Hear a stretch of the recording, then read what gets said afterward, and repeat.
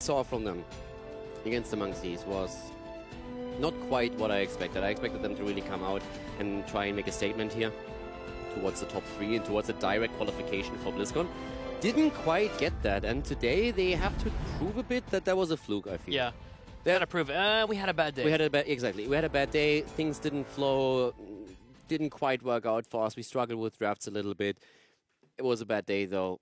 Next time we're going to look better. They are going up against Roll20 now, and this is the game where they have to really prove, okay, this is not us. We are actually still aiming for the top, but an off day can happen. Well, let's go ahead and check in with the players themselves as they tell us what they are aiming for in this series.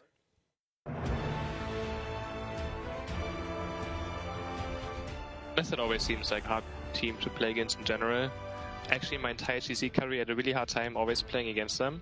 I have a pretty bad score against them, so yeah, again, we're the underdog, but I think we can have a chance if we have a good day.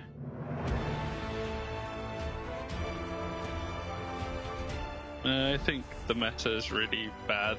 The problem right now, at least, is teams are getting double bans against us because not only is Medivh Abathur like a really strong for us, but it's also like the meta right now, so they're kind of getting double value from getting it. I think if the meta shifts towards like banning different heroes, then yeah, the other teams will be punished for punishing us, you know.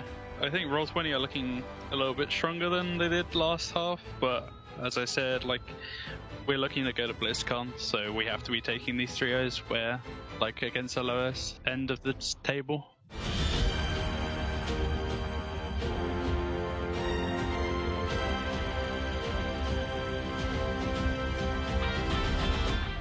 I'm actually interested. Method the other day was, or yesterday, was trying to show off ETC a little bit more often in their series. ETC even getting picked up in a later series as well between Fnatic and Cruz. So I'm wondering if we're going to be getting that today, if that continues to be a trend for them, or if that's just more of a situation where they were adapting based on compositions. I mean, let's just be honest about that.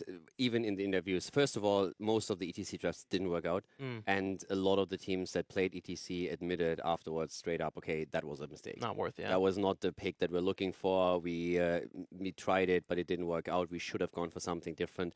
ETC, again, can work, but Fnatic and also Method both acknowledge that most of those ETC drafts were not strong drafts for them. It worked well in one composition where they executed that properly, but ETC is just always a risky pick. It can work out, but compared to the other tanks that we have in the meta, he is usually just the worst choice. Let's go ahead and focus on the other tanks as we head into the Battleground. The first map has been chosen by our teams in this best of 5 series. So let's see exactly where we will be heading and exactly who will be picking up the first pick. Method is going to be choosing the Battleground, meaning first pick goes up to Roll20 Esports. But in terms of bans, Braxis Holdout and Cursed Hollow have been taken away. Dragonshire being the first map here to be played, and that is a map that traditionally Quacknix was not really too happy shot calling on, and that was the story with Fnatic in the past, where when Quacknix was still with the, back then even a full Swedish team, they always banned it out. And right now they have to face off against Method, who have a strong record with 4 wins and 1 loss on Dragonshire. So not an easy start for Roll20, but again, we're here to see how Method is going to perform today. Are they going to struggle against Roll20? Is Roll20 having a chance to win a match here, or is this going to be the 3-0 victory that especially Athero is hoping for? I want to know if this flavor that Quack has brought over to Roll20, the old Fnatic lineup is starting to actually excel with, where they find a composition and they try to lock down a target and blow them up. Roll20 is still trying to find ways to make that work and hasn't fully been able to pull it off. Had some moments of glory, but other moments of disruption where it just seemed like everything is together, and they're getting it tighter and tighter. It's just, can they fully get to the point where they are going to be able to exploit that in a match and, of course, be able to earn a victory?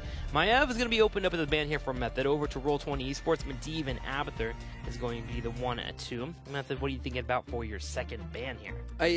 Honestly, I want to come back quickly before we talk about the bans and the rest here to the general situation that we have in the standings now, because we are having 2 teams that are more or less already looking like they are going to be the 2 heading into the Crucible, and that is Monkeys and that is also Roll20. And in the Open Division, there's an interesting situation shaping up. Obviously, we haven't been in the Open Division playoffs yet. We don't know who's going to come in as number 1. But it looks very much like ePunks Black Ice, the team that dominates Open Division about as much as Dignitas dominates HGC. So it's very likely that this is the strongest team that will make it out as the number 1, and then there's a gap, and then comes in the number 2 team. So none of the Crucible teams within HGC wants to be the team that gets picked by ePunks Black, because it's a team that has the best chances of actually winning the Crucible against you and steal your HGC slot away. That means that for Roll20, even if they can't make it out of the Crucible, it's important that they make themselves appear stronger than monkeys, so that ePunks Black, or whoever wins the Crucible, says, hey, we are going to take the other team. So that's currently one of the things that you are, at this point, playing for. And monkeys looked scary against Method. Very scary. Yeah. Way more synergy than we ever had from them. And they looked finally to be in that shape where we were hoping for them to be in. So this is what, in my eyes, Roll20 plays for right now. They don't necessarily have to win this.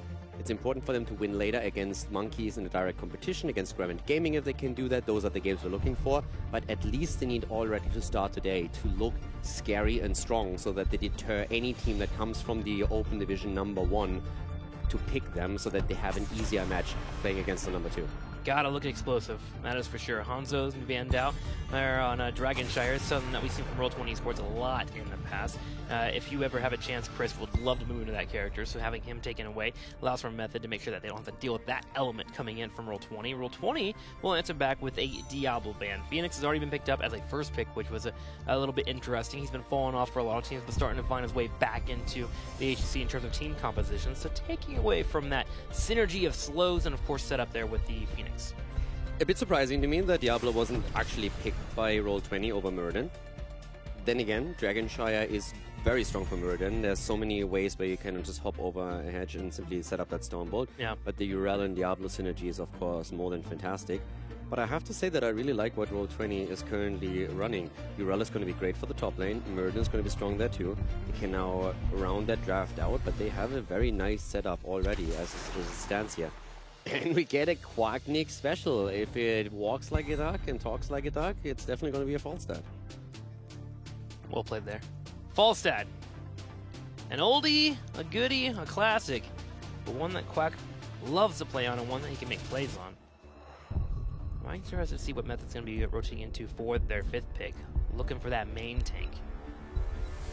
Yeah, that main tank is going to be very Johanna? interesting. It's very likely, but that Falstad surprised me more so than anything else.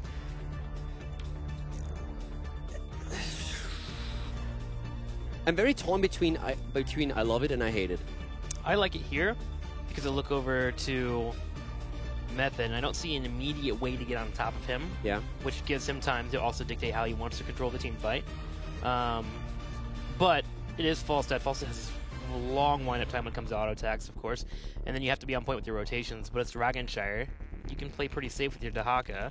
The global is awesome. Now, I like Falstad because there's a lot of cool things that he brings to the table. You have the global aspect that it allows macro game to happen. You have, with the Mighty Gust, disengage and also forcing fight opportunities if you get an aggressive gust off after a good fly. So there's definitely a lot of elements to the hero that I absolutely enjoy. But right now, he is so squishy, and one of the reasons why he dropped out of the meta. And I feel it's a risk running it. And whenever I see it on the side of Quacknix, I'm always like, okay, is that now the ingenious twist on the draft that allows you to make the plays? Or is there a little bit desperation where you feel you have to bring an X factor in because everything else doesn't work out right now? That's the one concern that I have. So it's one of those picks where at the same time, I'm looking at it and I'm like, love that we have it here. Yeah. That's going to be cool. And at the same time, I'm worried like... Can Falstad even... Does that really work out? Can he even survive a Salvo and a Junkrat Riptire by himself? Can he actually get away from that? Like, that's how squishy he is. I mean, you have to dodge it, Yeah. and then you get the barrel roll shield, but yeah. We're gonna find out. The game is on as we're heading into game number 1 of our series between Method and Roll20. AD on Junkrat, Bad Benny on Johanna, Nick, of course, on his Phoenix as usual. With Ethereal Angel on the Haka for the global play, and Deckard Cain played by Curson, the man with a mustache. On the right side, in the red, the man without a mustache, Chris and Li Ming. Quacknix on Falstad, Robodoba on Muradin, Shad on Whitemane, and Zarmony to play Urel. Auto attack build for Falstad, Season Marksman on level 1. Whitemane's build also hasn't really changed too much after the first week was mostly dominated by the Desperate Plea build. This time it's more about the Inquisition. Clemency on 1, taken by her. Keeping those heals rolling. And of course, later on, keeping that mana up. I'm actually going to keep an eye on Robodoba. I feel like the last few matches, he's been struggling on that front line. He's been a focus for a lot of teams. I remember his Diablo games being a hard thing for him to stay alive with, even with the support on the back line. Muradin will give him a little bit more survivability. He had fantastic games on Garrosh in the past, but at this point it really feels like he is one of those... He's in one of these positions where there's a lot of pressure onto him to initiate plays and to really start with those kills, and he is, as you said, struggling in that spot. He's oftentimes being focused by the opponent's team, and it's been rough for him, for sure. See if he can handle holding these bushes. For now, he's doing fine, controlling the Bermuda Triangle. Bad Benny trying to equalize himself, trying to hold that side in the middle. When we have that one-on-one in the bottom lane. Not going to be seeing anything too major from Falstad here in the early game. He's just trying to finish up that marksman pickup at level 1, trying to stack that up and build towards the later stage of the game. Grabbing that Giant Killer, of course, and mixing that together. Now for the top lane, we're going to see Direl do her thing against Dehaka here. Dehaka has still that global aspect that would allow them to go down to the bot lane. But it's really problematic because with Falstad, there's always the risk that Quacknix decides to fly up to the top lane, turn this into 2 versus 1, and then try and get the kill against Dehaka here whenever Urel is locked into a battle with him.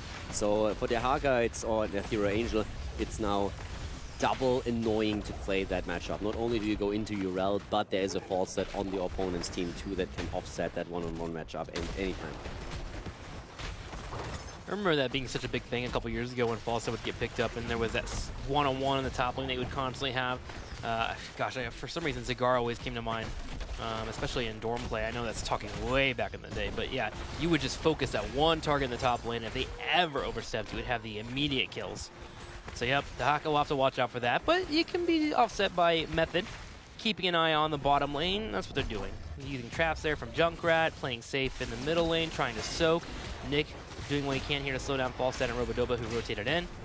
Already a little bit of explosive plays happening here as the teams are trying to get the first kill of the game. Top lane pressure still from Zarmini, and nice Stormbolt. 6 stacks already for Robodoba, moves in, gets a quick one off against Dehaka, and moves back immediately. Perfect Storm has been the choice for Muradin, so he's going to capitalize with damage on it too.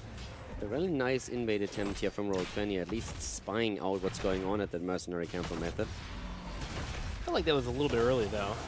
You want to try and get that poke on Nick and make him get that Warp Force out whenever that minion gets low. That way Murder can actually commit to the idea of going straight in, but with the fort, or well, the minions actually being too high on health, Roll20 couldn't force the issue there.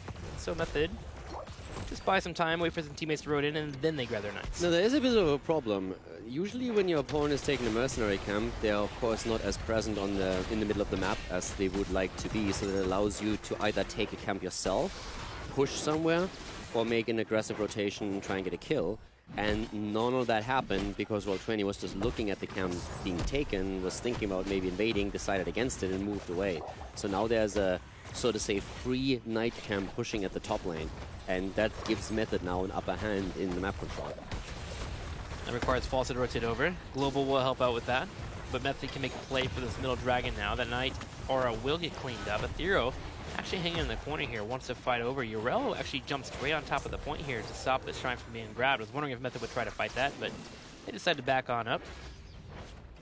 I mean, so far Method looks good. Again, we are of course looking at this with those matches against Monkey Menagerie in mind still to see if that was just a fluke on Method side and them having a bad day, or if Roll20 can now go in and show a very similar performance against a team that has said we're struggling a bit with our identity right now because the meta is going against us. The triple ban is giving us some trouble too, but they are trying to move in for a kill here. Quacknix on the other hand turns around and now the entire team rotates in to focus onto Curson, and Curson is dead again. It's a bit of a theme this weekend. He gets exploited a lot with the positioning at the front line. Method not expecting a total of 4 to be up there. Chris also getting picked here as the Method is able to find a kill. But yeah, Method assumed that they had 3 members. They could get some damage on top of Falstad or even Urel. You had a great bait there by Ethereal to land that drag underneath the turrets, but Roll20 just got the upper hand by rotating for the top lane, and Curson paid for it. The kill trade with Liming falling at the bot lane, but still the control on the shines from Method. The level 7 talent on Liming, of course, is going to give her also a lot more pressure now in fights, but so far that was no opportunity for Chris to really make those plays. We have again the cleanse variation taken on level 7, Intercession. for white main. So we're jumping between the burst that you have there and the little nuke and over to intercession. But I really like that with the Stormbolt and the Dehaka drag plus isolation later, you are now having a tool on white main that Chat can use to just play around that and especially keep the bird safe. Slowly becoming the go-to for a lot of white main players. Speaking about a go-to, Method keeps coming back to this top lane. They want to put Zarmany on the back foot. Finally, they get an exchange that works out for him, but ADRD might be paying for it. No, he's able to get them many waves. Walks away enough. I would have liked that Stormbolt attempted earlier. Was that on cooldown? But there was nothing, right? He was in the middle maybe and tried to land one there. I don't know. Like the thing, the Thunderclap is not going to kill Junkrat, but if he lands a Stormbolt, he's dead. Oh no, Curson. Talking about dead, Curson is having a rough weekend. I mean, in this case, That one was kind of, oof. yeah, that one was just a good rotation from Roll20, no doubt about it, but it just hits the same guy over and over again, and you have to feel for him. Yeah. So that was well done by Roll20. They rotate in, they see that, and then immediately Robadoba is snap making the choice to go straight for the Stormbolt. Jumps in again, tries to land it against Nick, doesn't find it there, but at least gets the extra stack against the Fear Angel. And Roll20 now with 2 kills against 1. I do like how Roll20 is speeding up this game, though. Multiple rotations, trying to show up where they can get a catch, whether it be on the Hawk in the top left, Curson in the bottom left to meet the Giants. It's trying to show up in different areas. And naturally what this does is that makes Method, especially if they lose a couple of people, start to play a bit slower. And that's where you can find maybe a minion sleeps on through here, you deny some experience, maybe you find a kill again, and that's when you can move in for a dragon. Also, we have another night camp taken. And by the way, Quacknix is doing a pretty decent job on the stacking process for a season marksman. He's sitting at 21, so he's more than halfway done already. Whereas 7 minutes into the game, 14 stacks on Murden with the Stormbolt. So he's also getting the numbers up there, even though he's still 11 away from getting his own quest done. But so far, so good. No Dragon Knight just yet. Roll20 still fighting evenly with Method. And again, put this in perspective. 0 and 9, the track record for Roll20, whereas Method is the number 3 in the standings here in Europe. Just kind of curious if he's going to be able to get that dragon and open up this map. And then knock back on Robodoba. He's going to back up. Oh, but the Lornado, the trap, locking him into place. Robodoba gets picked by Method. Yeah, second kill for them. Good kill too. With the tank gone, they can now make a play here. But of course, there's still that night camp at the top lane that gives them a bit of grief.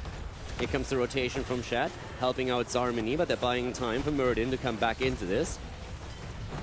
Zero was the focus. Oh my gosh, Zero actually dropped the burrow on there. I think he would have survived anyways, but still. Watching out for Zarmany, knock him into his teammates.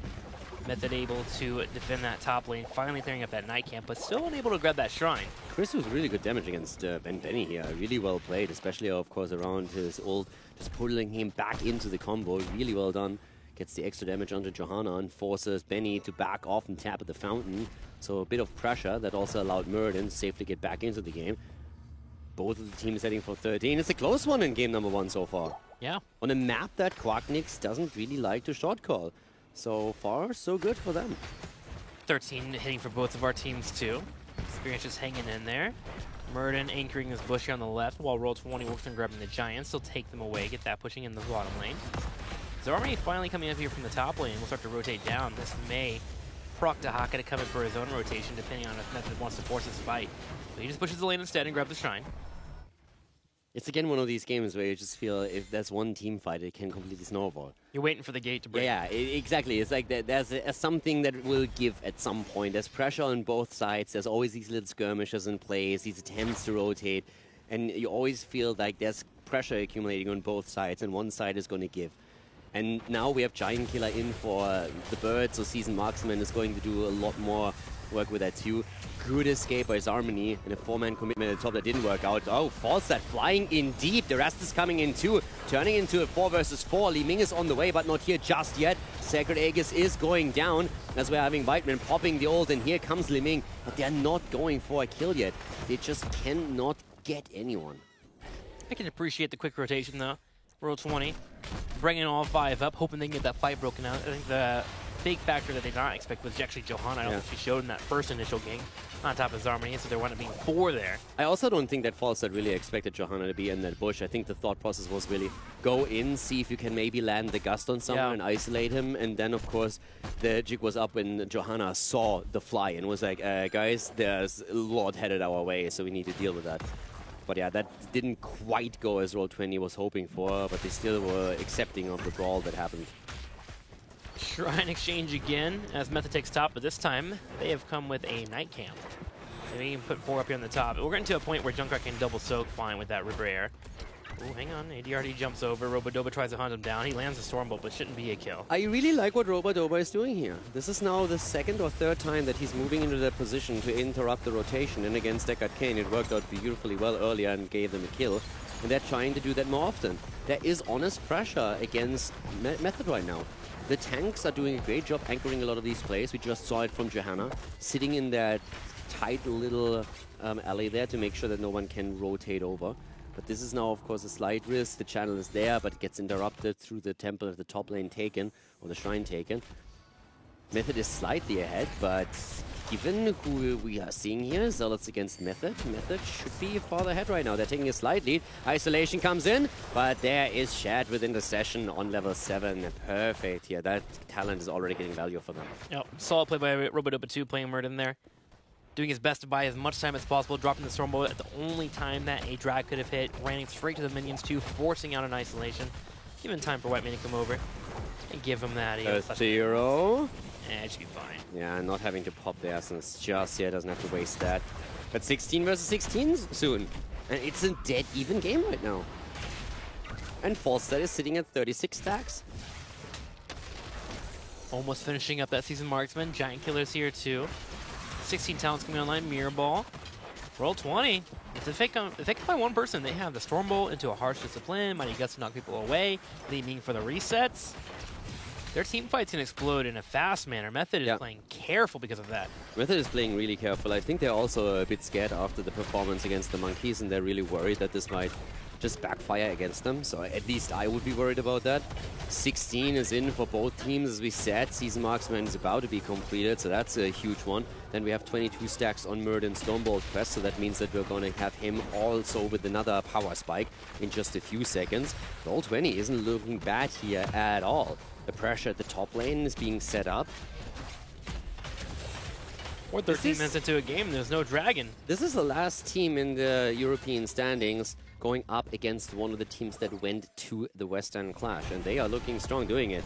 But the bird is low. ADRD wants to kill, does not find it though, with Chat already using Whitemane to heal up Falstad. Not checking the phone method just yet. So got the ages though. Heroic will be down about 50 seconds.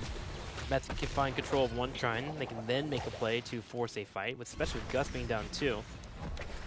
But they're in the middle of trying to dabble in the middle lane. They have to worry about Roll20 making a play for that dragon. Finally, Dehaka will take top lane back. Ooh, Robodoba coming down here again. ADRD shooting the Riptire though. Bam. He's out. Oh. Yeah, close call there though. Alright, Isolation missing completely as Dehaka comes in from behind. Eats the full combo from Chris. The Stormbolt as well. Quacknix moved in with the Boomerang. But the Burrow dodged out on the damage. And again, control of both of the shrines. And actually, Roll20 has the better position right now, already setting up the mid lane with Urel. Bad Benny delays it though. Jumps in, Condemn. Zarmany gets locked in. If Ethereal can land this drag.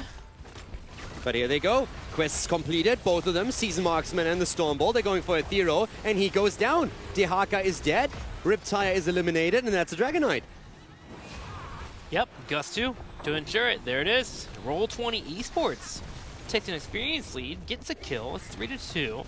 And they also get the dragon, the first one of the game. And the best part is they've already taken the fort in the bottom lane, so they can move straight in for that keep wall. Yep. Gust used just to be safe because Junkrat can simply jump over to the bottom temple, so if it's interrupted for too long, there's a chance that they lose out on the objective. And for a 14-minute Dragonite, you can definitely sacrifice a Gust to be on the safe side, if that means that you will get it 100%. So now you just poke from the distance, you wait until your minions move in, so that your Dragonite takes as little damage as possible. Still have an entire minute here. And then when the next minion wave comes in, then you try to commit a little bit more heavily for the keep itself. But the wall's open, already done that. Closing the distance quickly with a punt and now moving in for that keep. Trying to burn down the minions as well. And it's looking strong, like they can definitely secure this keep. Ethereal on the side. Again, waiting for an opportune drag. Gust is back up, so they have a disengage. Urel goes for the kick. Let's see if we can go for that Gust. Stormbolt out first. Urel starts to retreat. Chris actually going for a big combo here. Hits it straight on ADRD. Don't even have to use it. Robodoba should still sit in the bush though if they want to make the play here. Alright, barely. There comes the drag though. Yep, they go for Muradin. Where's that Avatar? There he comes, jumping out. Isolation is in, but still that didn't matter. And good job by Roll20, stealing the camp, barely surviving through it. Half level lead, more than that actually, level lead. Half a level away from 20. Method is in trouble. Yeah, they are.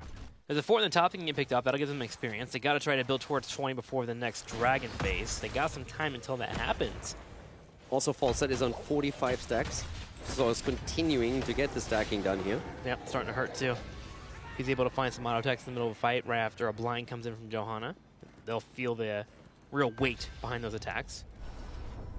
But where does Method find this pick? They're going to have to play safe, soak it up. They have Dahaka, which is good on here on Dragonshire, obviously. Okay, Wind Tunnel taken for Falset. That's a traditional talent for Quacknix by now. But yeah, Dahaka is going to suffer on these auto attacks now again. Already working those in a little bit. Limingway combo attempt again. Robodoba, good play, moves out just in time. They keep the pressure up. Nightcamp's pushing in the top though, so Roll20 have to defend that. They'll peel off Urael. Giants pushing in the bottom too with catapults. Roll20 definitely has this lead here as they wait for the late game to hit. Method needs to be worried. They had a bad performance against the Monkeys. They said that, yeah, they didn't feel it. It was a bad day for them. But now against Roll20, if they fall behind here, then it really starts to show that they might have a problem. Again, a bad day, a bad weekend, it can happen, but this is happening against teams that you just simply cannot lose against if you want to be competitive here. And Johanna goes down again. Chris with a play here. Quacknix surviving as he barrel rolls away, but Chris with that wave of force just setting up that kill against Johanna just as Bad Benny looked like he might be able to escape there. Both of them nearly falling on the side of Roll20, but Whitemane healing everyone up. Now again, the wave of force and 80 already barely reacting in time. Good reflexes. Chris is on a mission today. Yes. That repulsion, the lockdown Johanna, attempting to go for another one on Junkrat, just really landing anything he needs to with this Li Ming, and now Roll20 will make a play for the second dragon of the game for them.